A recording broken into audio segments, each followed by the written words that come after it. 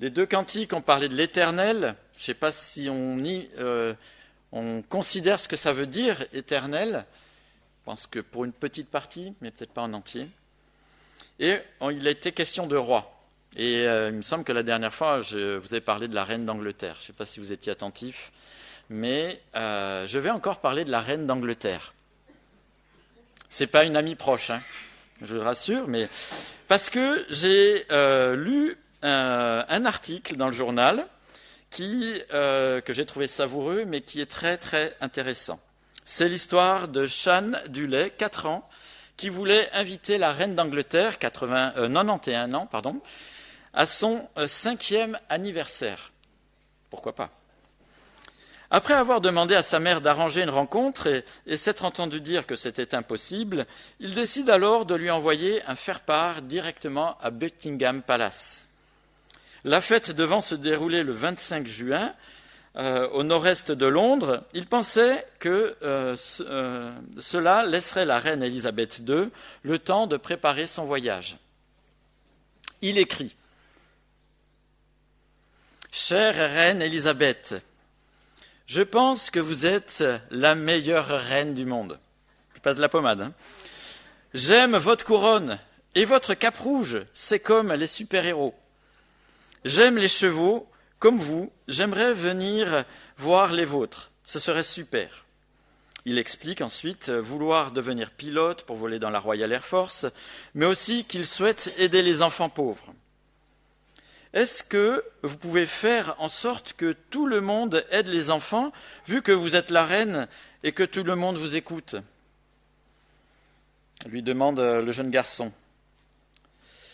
Et puis, dans la lettre qu'il a imprimée, il lui laisse 2 photos de lui déguisé en roi. On ne sait jamais, hein, si le souverain décédait, il pourrait peut-être prendre la place, je ne sais pas. Et puis il rajoute « Pouvez-vous venir chez moi pour mon anniversaire ? Je ferai des gâteaux que l'on pourra se partager. » Alors, Sa Majesté, non, elle n'a pas pu assister à l'anniversaire. Alors là, je vois votre déception, quand même un peu. Mais elle lui a répondu très chaleureusement. Dans une lettre officielle, écrite par sa dame d'honneur et diffusée dans une édition de journal britannique, elle explique ne pas vouloir venir prendre le thé chez vous à cause de son emploi du temps surchargé, mais apprécie qu'il ait pensé à elle, tout en admettant être heureuse d'apprendre qu'il aime aussi les chevaux. Alors la maman du petit Jeanne Dulay raconte dans le site de Metro News, quand elle a vu l'enveloppe arriver avec le sceau royal, elle a paniqué. Elle ne savait pas ce qu'il allait arriver, pensant juste avoir juste aidé son fils à faire la lettre, mais elle a eu peur d'avoir tout le faste et le protocole pour que la reine arrive. Et de justesse, elle a évité tout ce protocole. Alors c'est intéressant, hein, cette histoire, c'est la simplicité d'un enfant de 4 ans qui se dit, ben oui, la reine, elle peut tout, pourquoi pas lui demander justement à celle qui peut tout, et puis l'inviter à venir à un moment de fête chez soi. La même semaine, j'ai rencontré une jeune amie qui m'a dit qu'elle aussi, elle avait écrit à la reine d'Angleterre et qu'elle lui avait répondu.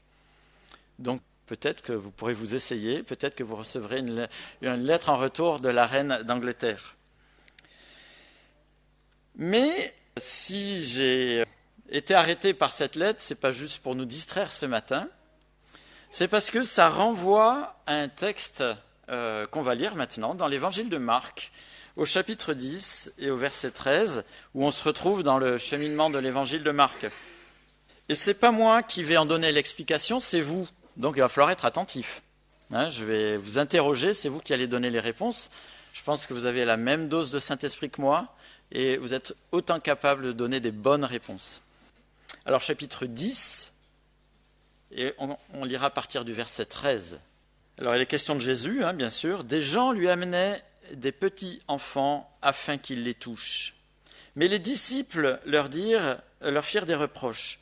Voyant cela, Jésus fut indigné et leur dit : « Laissez les petits enfants venir à moi et ne les empêchez pas, car le royaume de Dieu est pour ceux qui leur ressemblent. Je vous le dis en vérité, celui qui n'accueille pas le royaume de Dieu comme un petit enfant n'y entrera pas. Puis il les prit dans ses bras et les bénit en posant les mains sur eux.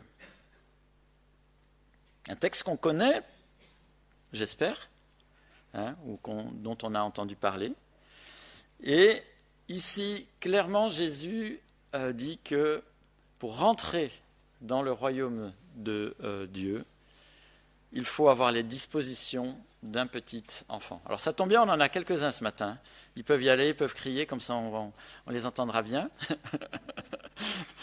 C'est quelle disposition ici auxquelles Jésus fait référence? C'est une question que je vous pose et j'attends une réponse, ou plusieurs réponses. Le silence, d'accord, mais encore? Ils font confiance, voilà. Quel type de confiance? Pardon? Sans limite, voilà. Simple, sans limite, une confiance simple. C'est exactement ce que veut souligner ici Jésus, c'est que le fait de venir à lui dans les dispositions d'un petit enfant, c'est pas que les petits enfants ils sont meilleurs que les adultes. On l'avait vu dans d'autres textes, ils sont autant pécheurs que nous. Il n'y a pas un âge où on devient pécheur et puis avant on ne l'était pas. Ils sont autant pécheurs que nous. Par contre, ils ont des dispositions simples.